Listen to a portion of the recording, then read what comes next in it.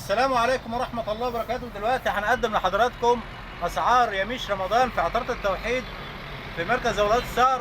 معانا الأستاذ عيد هيعرفنا برضو المحل برضو والأسعار عنده عاملة إيه. اتفضل حضرتك. بسم الله الرحمن الرحيم. السلام عليكم ورحمة الله وبركاته.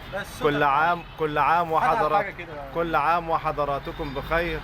نسأل الله عز وجل أن يعيد علينا الشهر الكريم بالخير واليمن والبركات. الله عطارة التوحيد بتقدم لحضرتك تشكيلة واسعة من يميش رمضان والمكسرات. بسم الله الرحمن الرحيم. ورينا كده يا أستاذ. نبدأ بالبلح اللي هو بتاع الوادي. الكيلو فيه عامل 70 جنيه. البلح عامل 70 جنيه؟ البلحة عاملة 70 جنيه يا أستاذ محمد. بسم الله ما شاء الله. وفي عند حضرتك بلح عراقي. ده اسمه عراقي؟ بلح عراقي الكيلو فيها عامل 60 جنيه. 60 جنيه بسم الله تمام. ما شاء الله. وان شاء الله عند حضرتك التمر هندي.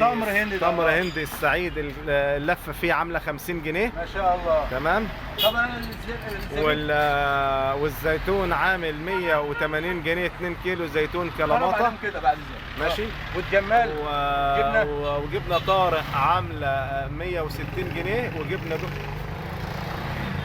استنى بس دي واحده كمل. وجبنه دومتي عامله 85 جنيه. وبسم الله ما شاء الله عندي قالب الحلاوه عامل 70 جنيه كيلو كامل. ولفه قمر الدين عامله 30 جنيه. وممكن لو في حد خد لفتين قمر الدين نحسب الاثنين ب 50 جنيه. احنا عاملين عرض وعاملين حاجات حلوه خالص عندنا في العطاره. تمام. بسم الله الرحمن الرحيم. وعندنا شايف الشربات عامل كام؟ هنا شربات عامل 40 جنيه شربات الشنواني. والشربات الفتراك عامل 70 جنيه تمام.